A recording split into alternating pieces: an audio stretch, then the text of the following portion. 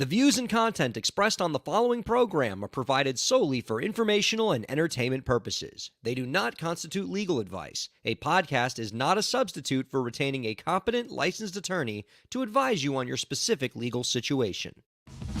Break the business, play is work and work is play. Power into creators, have fun along the way.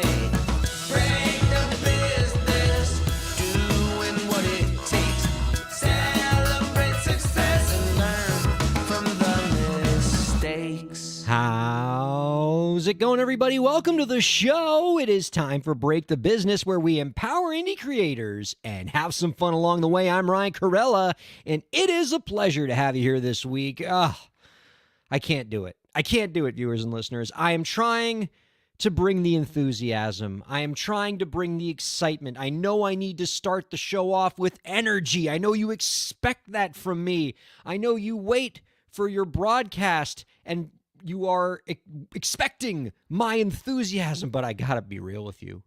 All right, I have lost that spirit. I have lost that excitement. I am a broken person. You are viewing and listening to a broken man right now, and that is because my baseball team, the Miami Marlins, is still winless as a baseball team this season. Last week, when we did the show, the Marlins had finished opening day. We had gotten through opening day. The Marlins had lost their first game of the season. Here we are a week later. They still have just as many wins as they did last week's show. They are 0-8 right now. I have never seen anything like this. I've never felt anything like this as a baseball fan. I am just crushed, spiritually crushed. Co-host Elisa Rockdock, talk to me. I'm broken. This is insane to me. But hey, at least they're allowing musical instruments in the park, right? Yeah, they are allowing musical instruments. I'm pretty sure the only musical instruments being played are like the sad trombone and the Price is Right, you lost the game tuba. Do you think this is somehow your fault? My fault? I don't know. You brought them up. You brought too much attention to them, and now I think your audience and your discussion of them has probably been the biggest audience they've had in a while, and I think maybe they just crumbled under the pressure. Listen to me, Rock Doc. I will not apologize for my passionate, unyielding love for Marlins third baseman Jake Burger and his fantastic mustache, okay? Oh. You know, mind you, none of this is Jake Burger's fault. Hold on, I'm going to do a quick Googleroo. Oh, no. Producer Graham, take care of this for us. Can you find, Graham, the Jake Burger picture that we were bandying about last week so that Elisa Rockdock can bask in his mustachio glory? I need to take it in. Yeah, Jake Burger is beautiful, and I love him. And by the way, he's not the reason why the Marlins are 0-8 right now. That guy is raking. He's doing just fine. The rest of the team, not so much. And it's absolutely crushing. Like, Elisa, I have a new baby who has now finally reached the age where he's cognizant of the world now. This is his first baseball season where he's actually like aware of his surroundings. I want to get him into baseball, but I feel like getting him into the Marlins and making him inherit my Marlins fandom is tantamount to child abuse at this point. But you start his expectations real low. So, it can only go up from here in his lifetime. Maybe they'll sell the team. Again. Well, I hope that Jake Burger's image, you get to see it. Cause like, also, I mean, because the thing about Jake Burger is like, I've known you for long enough to know that you have a certain type in men. And Jake Burger is that type. Oh, you like him a little cuddly. Mm-hmm. You like a little facial hair. Yeah. And I think he's going to appeal to you there. God, I hope he doesn't turn out to be like problematic, and we're all going to find out like there's some I like an skeletons athlete. because right now, like I just really love Jake Berger, and he's not the reason why the Marlins are 0-8 right now.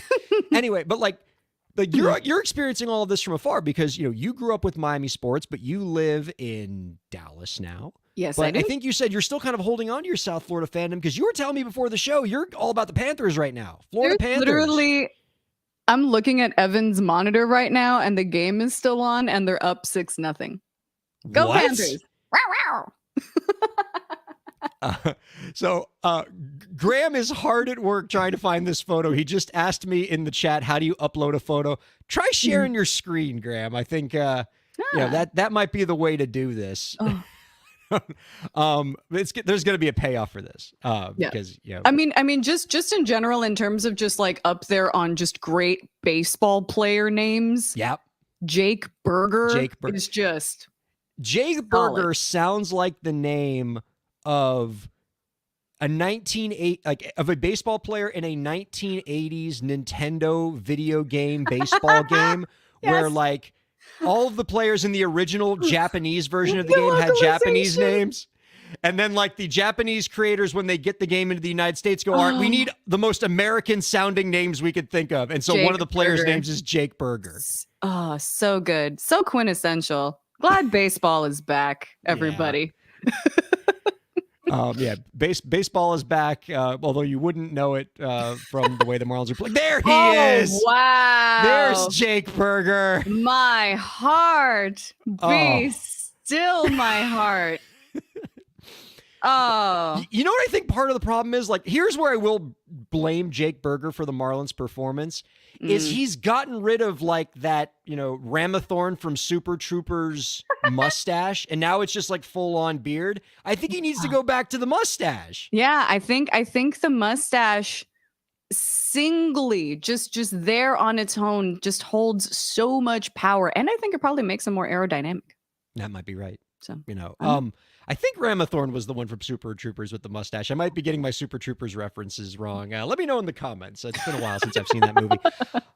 To business, Elisa Rock Doc. Joining us later in the show, I am happy that we're going to be joined by the guest that we're going to be joined by this week.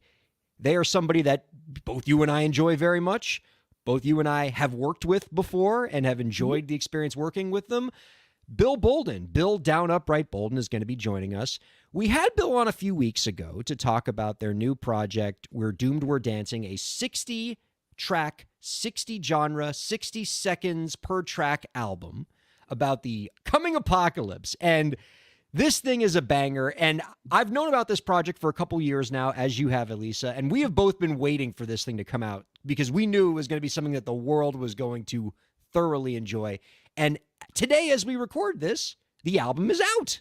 Yay! And so we're going to talk to Bill all about the album, have Bill give some great advice, because in addition to being a terrific producer and artist and all that, Bill's also a very accomplished entrepreneur, works with a lot of startups, and so can give artists a lot of advice on the creative side, on the business side. A good time and an informative time is always had when Bill Bolden joins us. So that's going to be great. Stick around for that. In the meantime, Elisa, we got a pretty interesting piece of legal news that I wanted to chat with you about. I was very surprised to see this come across my inbox. Yeah. I mean, normally when I tell you, Elisa, that I got a piece of trademark law news that I want to talk to you about on the show, that's probably very not excited lighting on your you behalf. up. What's that? I was very excited on your behalf. I was like, oh my God, this has Ryan written all over it. Right. This has Ryan written all over it. Like, I wouldn't think, Elisa's going to get excited by a trademark law story, except when I tell you that the trademark law story involves the Neptunes. Yeah. And Pharrell. Now, and when you read the article, there's like some real drama happening here. Yeah, it's kind of spicy. All right, let me catch everybody up, and then we'll chat about this. So here's what happened. Pharrell Williams and producer Chad Hugo, who are known in the industry by their songwriting duo name, The Neptunes, are engaged in a puzzling legal dispute over the use of the Neptunes name. Pharrell and Hugo, who wrote and produced iconic hits like Hot in Here, Drop It Like It's Hot, I mean, just so many terrific songs under that Neptunes branding, are now in federal court after Hugo accused Pharrell of unilaterally registering trademarks under the Neptunes name, which Hugo alleges violates a longstanding agreement between the pair that they split everything equally. In a court filing, Hugo's attorney said, quote, throughout their over 30-year history, the Neptunes have been around for 30 years, accept it, elder millennials, Hugo and Williams agreed to and, in fact, have divided all assets. By ignoring and excluding Hugo from any and all applications filed by applicant for their mark, the Neptunes applicant has committed fraud in securing the trademarks and has acted in bad faith. In response, a rep for Pharrell said, quote, Pharrell is surprised by this. We have reached out on... Can you imagine just like Pharrell saying it just like that? I'm surprised by this. Like, I imagine him wearing that hat, the lawyers coming into the room being like, Pharrell, somebody's filed Chad Hugo's filed a federal lawsuit against you. I'm surprised by this. Here's the full quote. Pharrell is surprised by this. We asked him. He was wearing the hat. He said he was surprised. We have reached out on multiple occasions to share in the ownership of the and administration of the trademark, and will continue to make that offer. The goal here was to make sure a third party doesn't get a hold of the trademark and to guarantee Chad and Pharrell share in ownership and administration. Hugo's reps have disputed Pharrell's characterization of the situation. And, this has been kind of bubbling for a while because I checked the trademark database, Elisa. Pharrell has been registering trademarks in the Neptunes in like different product categories going back to at least 2020. Wow. And now I guess Hugo, he tried to register some more recently. Hugo said, what are you doing? And now Hugo has literally made a federal case out of it. And to me, like, this is just so frustrating and so unnecessary because it sounds like from the way these two parties are communicating, like nobody's trying to steal anything from the either person. Like this just seems like a failure of communication, and a failure of working as a team. And now legal filings have resulted, which is insane to me. Yeah. And and I keep hearing, like a violation of a longstanding agreement. And in my head, I'm like, was that in writing? Or was that just like, hey, we're buds and we're totally cool and it's totally going to be fine. I'm just going to save this seat in the trademark office for you. I forgot to put your name on the form conveniently when I filed this. I promise I'm going to let you back into this. I swear. So it's I got you. It's a little dicey, which is a shame because just nonstop bangers from that crew. I know. Like these two need to figure it out if for no other reason that we need a lot more bangers from them. This breaks my heart in the same way that like the Hall & Oates restraining order news hit me. Like, oh, come on, really? Not them. Not them. Love is dead. You have gotten to the core of why I do find this kind of stuff heartbreaking. Because, like, one of the things that gets me up in the morning as an entertainment lawyer is I try to dedicate my career to preventing stuff like this from happening. Like, I don't want to create a world where stupid law crap gets in the way of people staying friends and creating beautiful music together. The idea that we may not hear any more bangers from the Neptunes for the rest of our lives because lawyers didn't get into with these guys early enough and explain to them how trademark law works really sucks to me. So you had mentioned, Elisa, was this agreement in writing?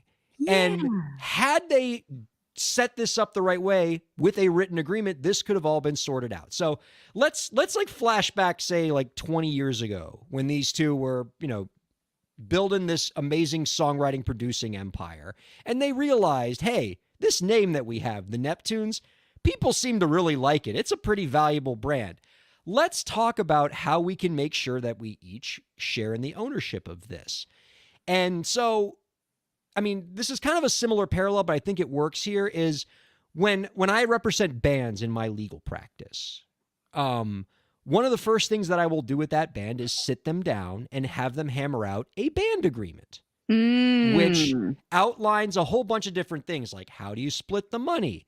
How does the band vote to decide like what things are done? How do they split the songwriting? Do they own the masters together, or does one person own the masters? Who gets to decide which employees are hired? All this kind of stuff, right? And one of the things that every band agreement has in it is specific language that says how the band name is owed. Ooh, Right. yep. Do the band members all own it equally? Does one person own it? Or the method that I usually recommend to artists in the situation that the Neptunes are in right now is you create a new company, that does nothing. It has no other purpose in life but to own the trademark in question. Right. Or to own all of the trademarks that the group has, right? It is a trademark holding company.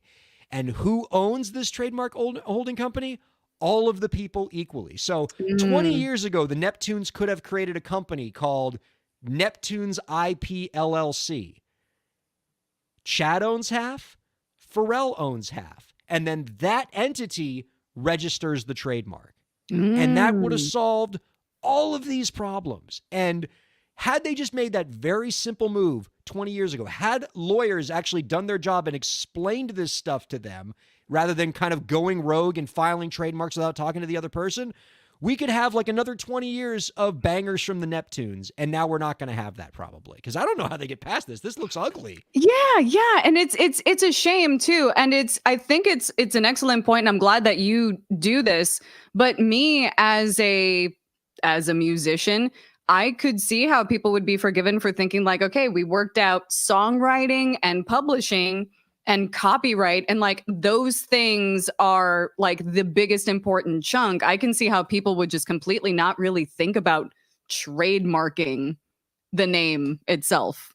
Yeah. So lesson learned. And music is filled with so many legendary examples of bands breaking up and having a really hard time figuring out who gets the custody of the band name in the divorce. It's wild, because then you also have this like ship of Theseus situation where you have enough band members swapping out. I feel like there are some bands that are touring right now with the name and no original members. None of the original members. It's bananas how that works. That was an amazing ship of Theseus reference. Daniel Naruto writes in, also domain name registration. Absolutely. Any of the IP that your band has needs to be hammered out in the band agreement, like copyrights, songs, and musical compositions and master recordings. Figure out how those are going to be owned. Trademarks, figure out how those are going to be owned. And that would also include things like domain names. And a lot of artists, like, they don't want to have those discussions early on. Right? Yeah, it's difficult. It's like, weird. We're happy right now. And like, these brands aren't worth anything yet. Like, nobody cares about our band name right now. Like, why are we getting all litigious now over something that's not worth anything? And the answer is, that's the time to have these discussions when you're not famous yet, when these names are not worth anything, while you all still love each other. Because it's a lot easier to figure out all those things then. Because as I tell clients all the time, when money shows up, everybody gets stupid. When money and fame show up, everybody gets stupid. And things that could have been hammered out in like over a couple beers in 20 minutes. Yeah. And then you tell a lawyer what you want to do. The lawyer takes an hour to draw something up that you all sign. You're out a couple $100 and 20 minutes of your time. If you wait until, 20 years later when you're Pharrell Williams and Chad Hugo and it's 2024, you're now paying trademark lawyers what I imagine is going to be, by the time this is all settled, 6 figures worth of legal fees. Woof. I wouldn't be surprised. And you gotta probably do a deposition and wear suits in court and stuff. You don't gotta do that. Yeah. And what sucks is the best case scenario here. The best case, the ideal dream scenario in terms of preventing Pharrell and Chad from just losing a ton of money is they both realize, okay, this is stupid. They sit at a table with their lawyers and they hammer out a settlement to this federal case, which I imagine will involve Chad Hugo owning a piece of the company that Pharrell Williams used to own and register these Neptunes trademarks. Done and done. That's the best case scenario. And even in that scenario, I'm afraid that these two probably already hate each other so much that they're never going to write again. So the best case scenario still involves us not getting any more Neptune songs. The well has been poisoned. Yeah. I don't like it. And the worst case scenario is this becomes some long, protracted federal trademark litigation. And for people who need to know, federal is just another word for expensive. All over something that they should have just figured out with their lawyers over a couple beers 20 years ago. This is the kind of stuff that frustrates me as a lawyer, because this is an example of just an unforced error in entertainment law that is getting in the way of beautiful music getting created. It stinks. Yeah. But shouts to NERD, though. That was a moment in time. Oh, 2004 was fun, huh? Oh. Oh my God. That might have been like one of the last albums I bought in a store. Wow. Was that NERD album. Oh my goodness. It was so good. It was oh my God, yeah. See, like, you know, I think the young people, like, they just think of like Pharrell, they think happy. Oh, God, no. Mm-mm. They don't know NERD. And, you know, and some of the crazy good songs that the Neptunes wrote together. And, you know, just, and now we don't get any more of that. That stinks. They just think of Happy and the Rangers hat or Ranger hat. Yeah. And that's, it's a shame. It is a shame. All right. So I got two things on my show sheet here, Lisa, with about, let's say 10 minutes left before we go to break. And I got this whole thing about like big tech and AI and these artists have signed a petition, and it's kind of important news.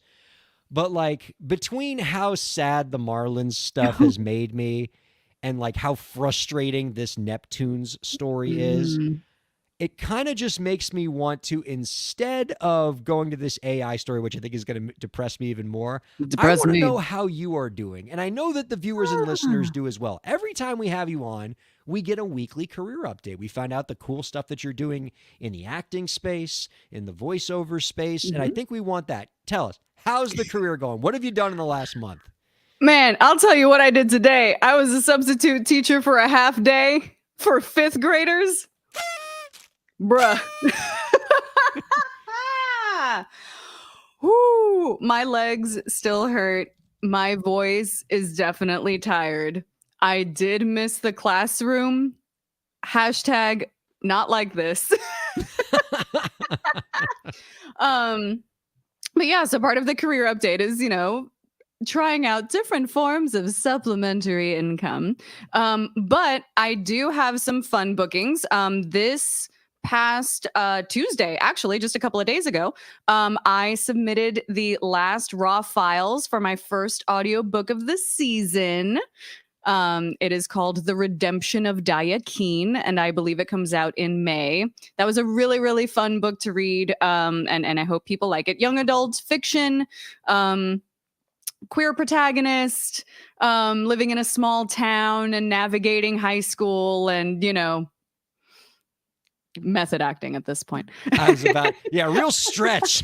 real stretch. You really had to do a lot of research for this role. Just really had to dig deep. So that is filed, and I should be doing pickups over the next couple of weeks for that. A couple of weeks ago, I got I auditioned for like 4 roles in a video game, and I got 3 of the 4 that I auditioned for. And then when I got into the studio, the Excel spreadsheet had actually 6 characters on it. Whoa. So in this video game, I believe they were still using a code name. So as soon as I get the actual name and release date of it, I'll let y'all know. But I was pretty much voicing like just so many women. Just so many women and a distress signal, which was very, very fun because I got to do like a fun like red alert voice for a video game, which is like, check that off the list. So that was fun. And, you know, I'm glad I did my substitute teaching bit today. That was, I'm going to call that, you know, character work and character development, because researching a role. Yeah, because and this is also something to like anybody. I know we tend to gear towards musicians, but maybe there's a lot of folks in other entertainment spaces that rely on things like auditioning specifically to get their work. I got booked a few days ago for something that I auditioned for in October.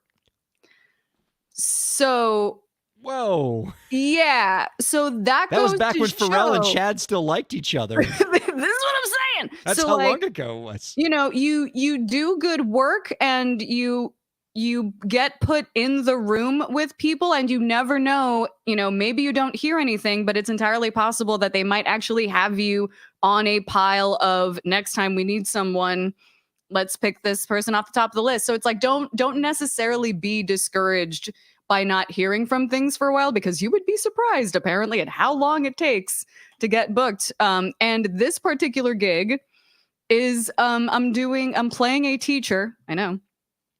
I am playing a teacher for like teacher training software.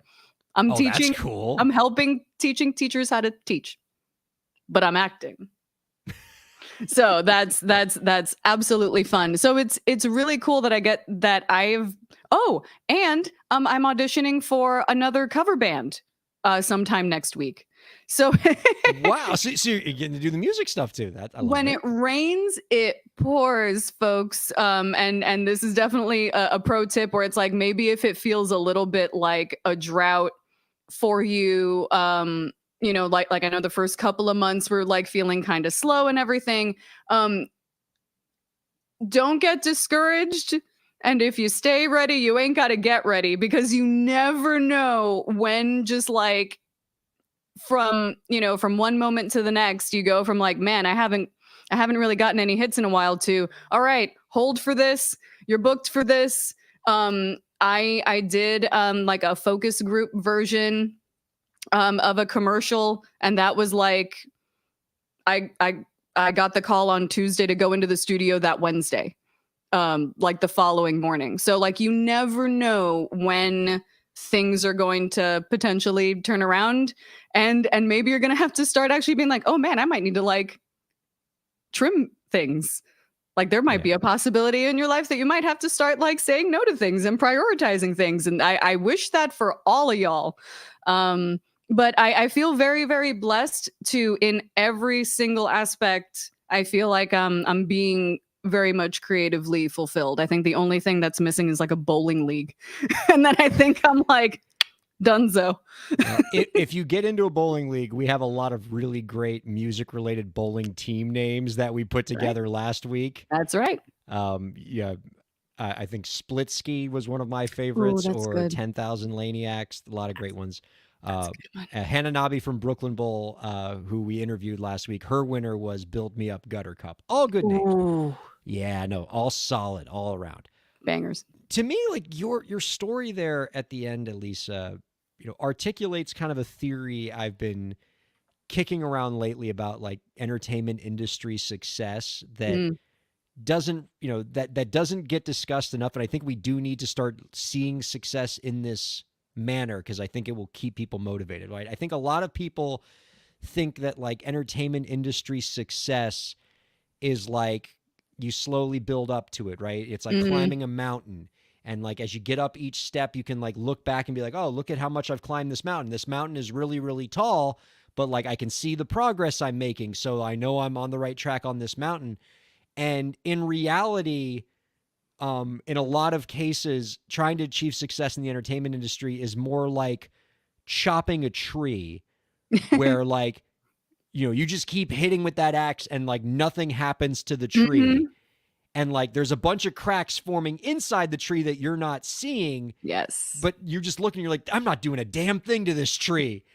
And then one day, like, weeks, months later, years later, you do one more hit and the whole tree comes down. Yep. And a lot of people will drop their axe right before the tree comes down, thinking, all right, I'm not making any progress on this. I guess this isn't for me.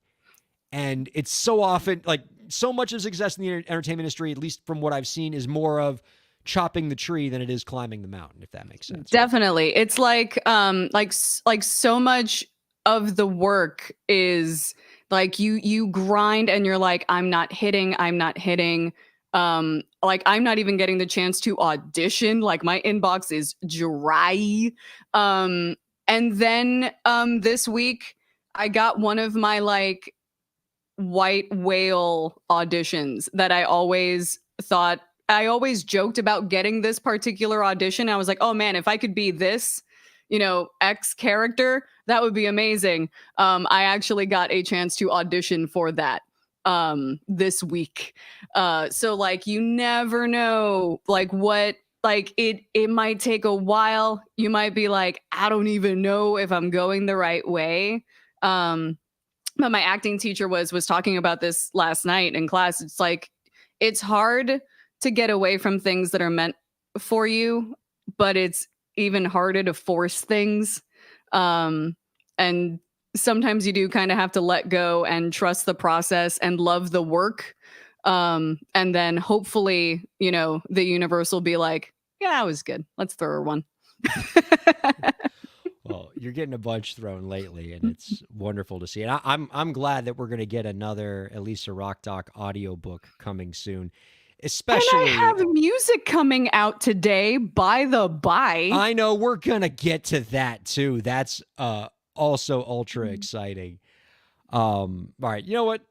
Since you brought it up, let's go ahead and take a quick break. We're going to come back in 2 minutes so we can bring in our guest, Bill Down Upright Bolden, to talk about the We're Doomed, We're Dancing album featuring Elisa Rock Doc and a whole bunch of other really terrific musicians. That's going to be awesome. That's going to be a great conversation. Don't go anywhere. We're back in 2 here on Break the Business. Break the Business is presented in cooperation with Ryan A. Kairalla, PA. Ryan A. Kairalla, PA is a law firm providing transactional entertainment legal services, including contracts, business formation, commercial law, copyright, trademark, and more. Ryan A. Kairalla, PA, Miami, Florida. rkpalaw.com.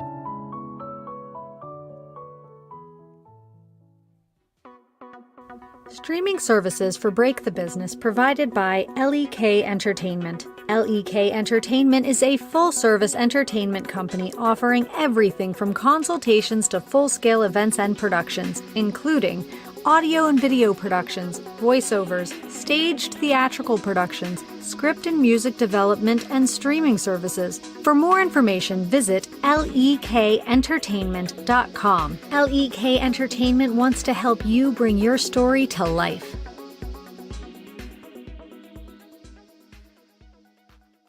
Thanks for supporting Break the Business. If you have a question or topic that you want us to discuss, email us at breakthebusiness@gmail.com. You can follow the host, that's me, on Twitter at Ryan Kair, and you can follow the show at the BTB Podcast. Be sure to subscribe to the show on Twitch, YouTube, and Facebook, and on all major podcast platforms. And now, let's get back to the show. Welcome back to Break the Business, everybody. Ryan Kairalla here with Elisa Rock Doc. I just checked Jake Berger's stats for the season. He's batting .355 this year. This is not your fault, Jake. I love you. Elisa Rock Doc loves you. You need to grow your mustache all the way back again. Please. And also, the Marlins kind of deserve this because they ran their GM out of town last year, who was the only female GM in Major League Baseball. And yeah, karma is a B word. Let's go ahead and she was so great. I miss her. Yeah. Let's go ahead and bring in our guest this week. One of our favorites here at Break the Business, a musician, producer, DJ, and entrepreneur. Today, our guest released their latest work, We're Doomed, We're Dancing, a 60-track, 60-genre album of 60-second songs that bring in performances from dozens of musicians to tell the story of a coming apocalypse through music. You can find the album on all major platforms right now. Go do it. Well, don't do it right now, but right after this is over, do it because it's that good.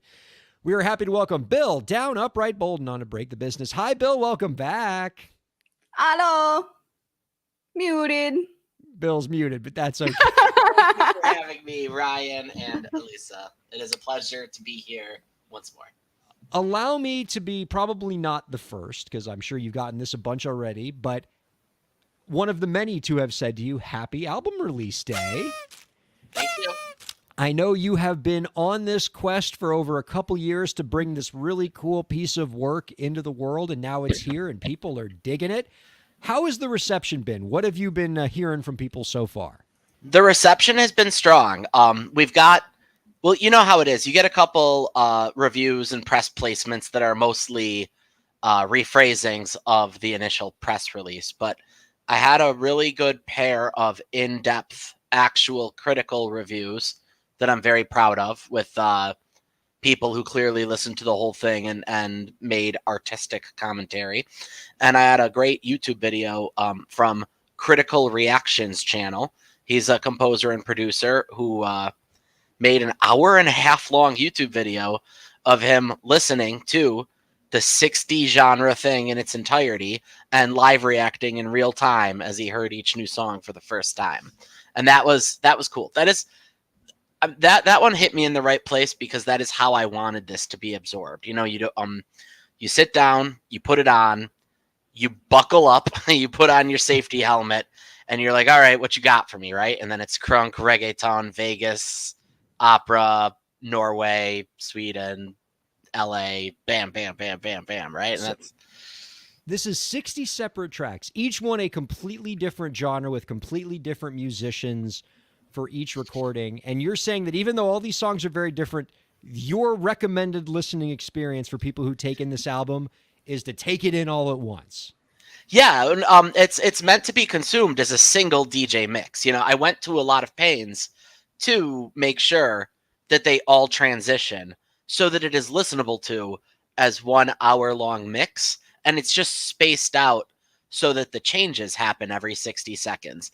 But it's meant to be highly contrasting and entertaining, right? So that you're listening to it. And just for one example, one of my favorites is the transition into Elisa's track, Crimson Echoes' track, where there's 60 seconds of just a cringy, like, German industrial agrotech song, the kind of like Combi Christ sort of stuff you've seen the goth kids stomping to your whole life. How's that one go? Yeah. Be your body moving one more time. And like you get 60 seconds of that, and then all of a sudden the DJ scratches, it comes in, and now it's Elisa and Evan with Crimson Echoes doing their best U2 impression with like an arpeggiated Where the Streets Have No Name type soaring 80s ballad. And there's just never a dull moment, right? You're right on from that into the Kesha sound alike, into the Bruno Mars sound alike, into the black metal, where that was the one where the guy who did the YouTube review did speak up during that. He's like, this is nightmarish. This is fiendish. And it was like, that's cool, man. You know, I mean, I can't change the fact that it's black metal. I'm not saying I like it, but I had to represent it. A lot of people like it. As Bill mentioned, Elisa Rockdock is one of the many terrific musicians that helped put this really ambitious project together. And since we have you here, you know, can you talk a little bit about what your experience was like, Elisa, working on this track? Like what it was like to sort of, like, I mean, take us to where you were when Bill sort of fed you what the prompt was, what they needed from you on this, because I imagine this isn't like anything else you've done with either you or with the band Crimson Echoes. No, absolutely not. And when we worked together on the previous on a previous project, and so as soon as it's something about it's like freedom within constraints. It's like I sort of make the same argument about like why I miss Vine so much, because it's like all you had were those 6 seconds to deliver some like high quality comedy, and having that sort of those sort of guide rails for BPM, for key, for literally length, it made it so that it's like, all right, what are like my favorite parts of a song? Okay, it's a chorus and a guitar solo. Cool. We have exactly enough time for that. And having a prompt, you know, we're doomed, we're dancing. Like like you give me, I mean, I'm a PhD student and a teacher, like you give me a whole syllabus and I'm like, all right, I'm going to cruise through this class. It's going to be fun and awesome. So it's something about that structure and having that structure imposed on you by someone else versus like your own creative process where, you know, hopefully something lands in your brain that sounds good. And sometimes you don't even know where to start. This was like absolutely refreshing and a great way for me to get like my creative juices going again. And I've always been a fan of that genre of song where it's we're doomed, we're dancing. So like All She Wants to Do Is Dance, Melt With You, Miguel's Party Life, like all of those songs I took as inspiration for this. And I also wanted to have like my own kind of like a little bit of a Robin Call Your Girlfriend moment, just because like I'm obsessed with that song. So like all of those things came together. And Evan, of course, delivering one of my favorite solos ever. We need to give love to Evan's guitar solo on this track. We have sang the praises of it on prior episodes, but we can't say enough about how insanely good this guitar solo was. You got the sound file ready to go for this one, Ryan? Oh, actually, I mean let me see. I mean, do we? I'll shoot you the drive link if I need to, but. But yeah, so like thank you basically for kind of like I imagine that maybe for some musicians it might be maddening to have like how the heck am I gonna pull this off? But I'm sort of like, ooh, a puzzle to solve. So it's always fun whenever you land in my inbox, Bill. It's always a treat.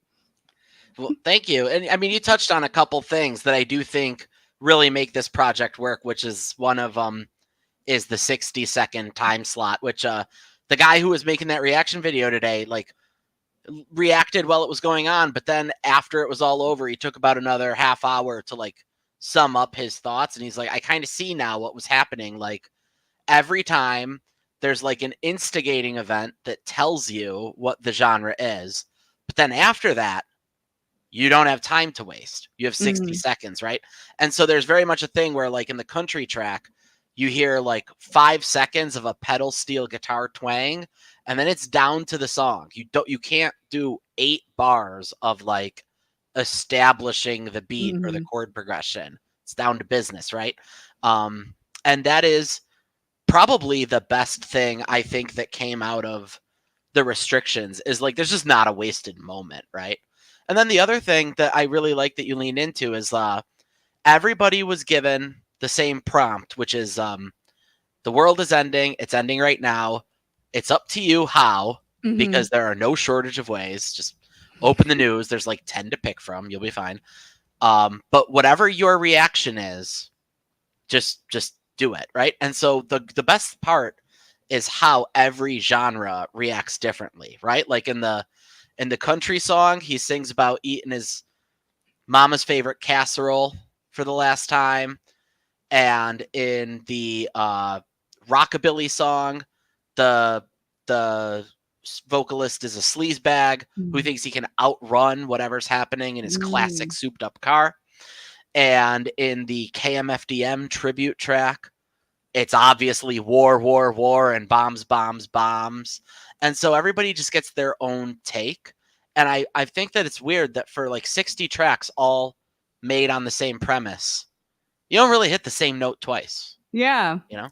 You really don't. They're all very different genres, and yet you seem to handle all of them quite well. Like how talk about the process of like having to produce in some genres that you've probably never produced in before.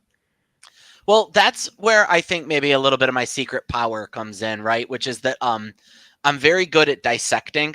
I have like an engineer's brain that can pick apart everything that's going on. And so for the stuff I wasn't as familiar with, there's 2 key things, right? The first was weeks of study, and the second was bringing in somebody from a point of authority within that culture to make sure that I'm not going in half-cocked, right? And so first, I would spend weeks studying it and just using deduction, like, as some things are harder than others, right? Like reggaeton, obviously reggaeton is a huge deal, but the pitch really is quite simple, you know. That's Dembo. Yeah, it's Dembo, right? And then I had to uncover a few more things, like exactly how you want your bass lines to go, but it wasn't so bad. But like jazz is like, I go teach myself jazz theory, which is just a whole distinct theory, right? It's not even, it's like, actually jazz theory sets me off because I'm learning about these like 13th chords. And then it's like, but so that it's not too crowded, you just leave out the first, third, fifth, and seventh. And you just play that. And I'm like, you monsters! It is. Well, as you that know, is it's a about the different notes you chord. don't play. Yeah, it's all. That's one of my favorite Simpsons quotes. Was when Homer goes to the jazz concert and Lisa says, "Just listen to the notes she's not playing," and he says, "I could have done that at home." Yeah, listen to the notes you're not playing at home. But so I would do that. But then, like, the important part is it's very important that I'm coming from a place of love. So I didn't make any track until I had immersed myself in it enough that I got what makes it tick, right? And so, like, some stuff is not my steez. I didn't really like jazz that much. I definitely really didn't like black metal that much. I don't like dub that much. It wasn't that interesting. But I would just listen and listen and listen for weeks on end until, like, finally I get it and it's inside me. And then as an extra layer of insurance, right, I'd make sure to go get somebody from that culture, right? Like, I am very certain I don't want to accidentally do like something that's more of a satire or a parody than a loving participation. So, like, I got an Argentinian guy who auto-tune raps in Spanish for the Latin pop track, and I got a Jamaican guy who scats reggae over the dub track and everything, just to keep it safe and make sure that everyone is represented, right? I love that. I didn't know that you put so much cultural consciousness into the creative process with this, which obviously, as you're saying it, sounds like a necessity to be able to do this, like, faithfully and, fairly. And so I'm glad you were thoughtful enough to consider I that. didn't want anybody who knew a certain thing better to me and be like, hey, you didn't, show love to K-pop with this. You basically parodied it, right? And the line can be so fine, I'm sure. Yeah. So I immerse, I learn, and then for safety, I involve, and that seems good. I'm telling you, viewers and listeners, this is a really terrific album to listen to. You should absolutely listen to it all the way through. It's a real joy. Any music streaming platform, you can find this thing. I will point out, if you look it up on music streaming platforms, it is too big to be one album. It was rejected when I tried to make 60 songs in a single release. So I had to submit it as 2 sides. So there is an album called We're Doomed, We're Dancing Side 1. There's an album called We're Doomed, We're Dancing Side 2. And you can either listen to them in sequence, or you can listen to the third album called We're Doomed, We're Dancing the Continuous Mix, which puts it all in one track for you. Fabulous. Cool. We do have the track that Elisa helped you with. It's called Reincarnation Ain't What It Used to Be. Graham, let's go ahead and play that one. It only takes 60 seconds, and we can get right back into the interview after that. A little quick music break. Here we go.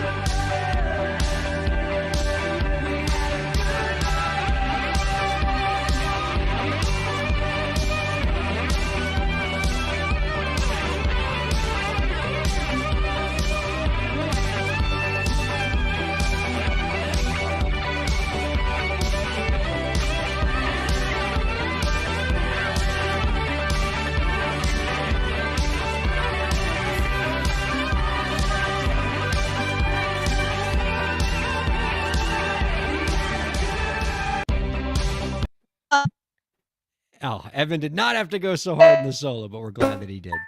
Yeah. Oh, Oh, I think we lost Elisa. She was I think we lost so Elisa a immersed little. in the music and feeling it so much that her computers crashed. Well, it's one of those like synchronicity things. There can only be one of her at a time, and she was in the song. So that's probably what happened. IRL. Yeah. She was actually singing it live. People didn't know. Yeah. Let's I think she's got to do some internet things. So anyway, while we wait for Elisa to come back, I want to kind of switch gears a little bit and get your perspective on something related to music, but not the album project, because I do very much appreciate your thoughtfulness and your knowledge about technology and music. And so I wanted to talk to you about a story that I know you brought to my attention. A lot of other folks have as well, about AI and music. On April 2nd, over 200 musical artists signed an open letter calling on AI tech developers, tech platforms, digital music services to stop using AI to, quote, infringe upon and devalue the rights of human artists. The signatories to the letter included artists like Billie Eilish, REM, Casey Musgraves, and many more of music's heaviest hitters, and they expressed concern over tech companies using copyrighted works to train AI models and the proliferation of AI sound-alikes in music. Another kind of big quote here from the letter. Quote, AI poses enormous threats to our ability to protect our privacy, our identities, our music, and our livelihoods. Wanted to get your thoughts on what these artists are saying about this. Is the rise of AI in music something that you're concerned about? I know that you used AI or have worked with clients in your VC practice that are using AI. Are you excited about AI? Are you scared of it as a creative professional? I'm not that afraid of it. And I do understand a lot of ways in which it's scary, but I'm a little bit insulated in the sense that for me, I gave up on turning a significant livable profit off my music a very long time ago. And that freed me up to enjoy it. And now making it is its own reward. And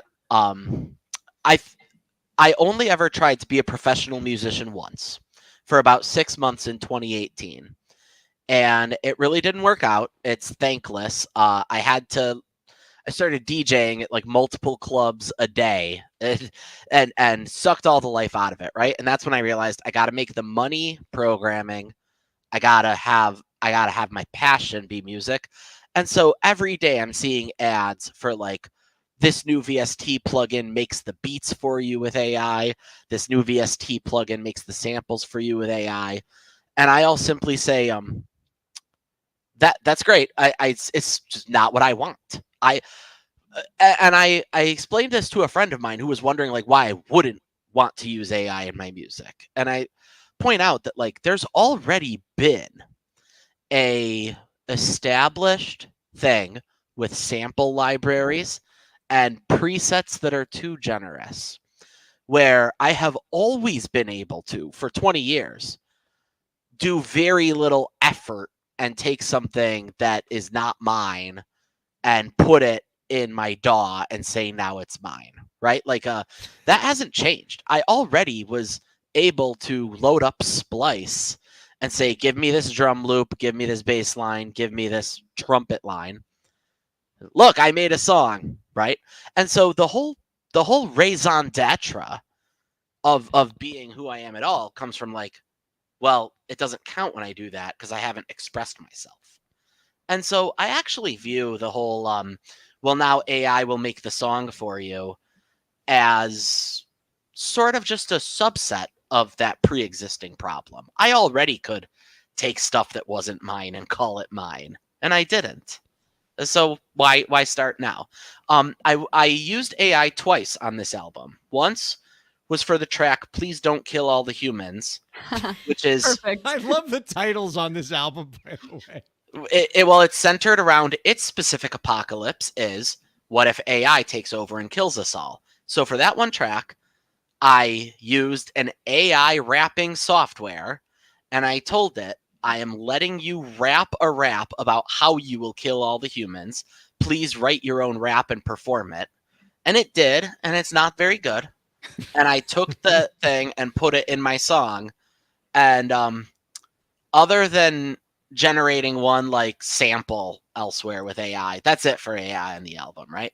I could save time, but what's the point? I like AI to automate labor, but I hate it to automate creativity. And that's the real shame that I think a lot of VCs and tech bro types are getting wrong right now, is they don't understand. Like, I saw a tweet earlier that really summed it up, where it's like, I wanted computers to automate doing my dishes and running my errands so that I could write and sing. And instead, computers have automated my writing and singing, leaving me to do dishes. I mean, so I do think it's worrisome, but the other thing is the genie's out of the bottle, that this hasn't been about music for a long time. It's always just been a instantiation of branding, marketing, and strategy that happens to be instantiated in the form of music. But that said, someone can make Taylor Swift AI songs all day. It doesn't matter, because it doesn't come from the source. And so the teen girls, well, and the adult girls, and the adult men, and the teen boys, all won't care, because like, it's nothing. It didn't come from a story that Taylor has to tell, right? And so you realize that it's not the music that's valuable anyway. It's the brand and presentation. And the only way I ever turn a profit on my music is when I invent a story that's more compelling, because I write a lot of good songs, right? But I'm long past expecting people to care. As a good song doesn't mean that much anymore, right? I only pause to make a little money when I sell a story and a peer group and a posse with it. Then we can all make a little money. That's what I think. I like that perspective. To me, when I read the artist's letter, I think there's kind of two separate threads that they, two different points of attack that, you have to really evaluate separately, right? There's one side of it where you could just say it's a general amount of discontent about the idea of AI is replacing creativity and creative professionals. And then that can be a debate about, why, people might say, oh, you're just being a Luddite about this. And, were you upset when synthesizers were invented or DAWs were invented? Like, technology is always going to play a role in the creative process. Like, stop fighting technology. And, there could be a debate there. What I think is what is less of a debate is the other things about what artists are saying, which is, hey, you are taking our intellectual property to make this AI happen, whether it's in the form of taking our copyrighted works to train your AI models without our permission, or using our names and likenesses to put us in your music without our permission, or put us in your videos without your permission. That's actually against the law. That violates any level of federal and state IP laws, including some new laws that are getting created in places like Tennessee that specifically are going to prohibit that kind of stuff.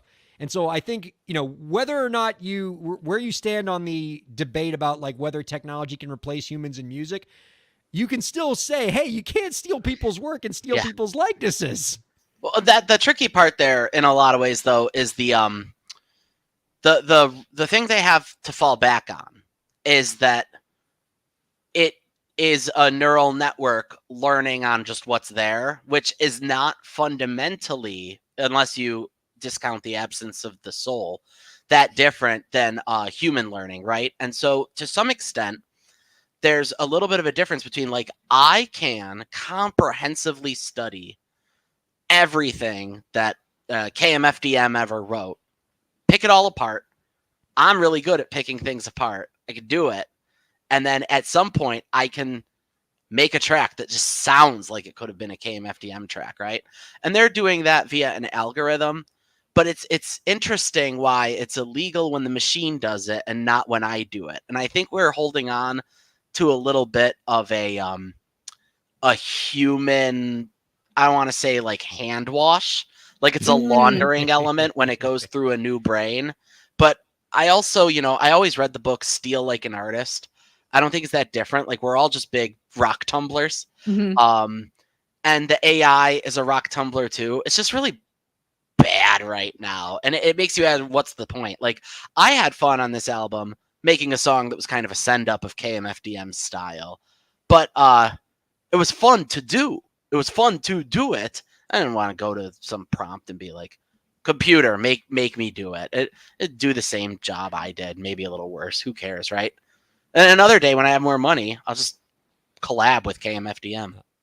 I don't know. I'd love to get your perspective on this. I know we Yeah. lost you for a bit with your technology, but thankfully you're back. And I know this is something you've written, spoken, talked, and just thought a lot about.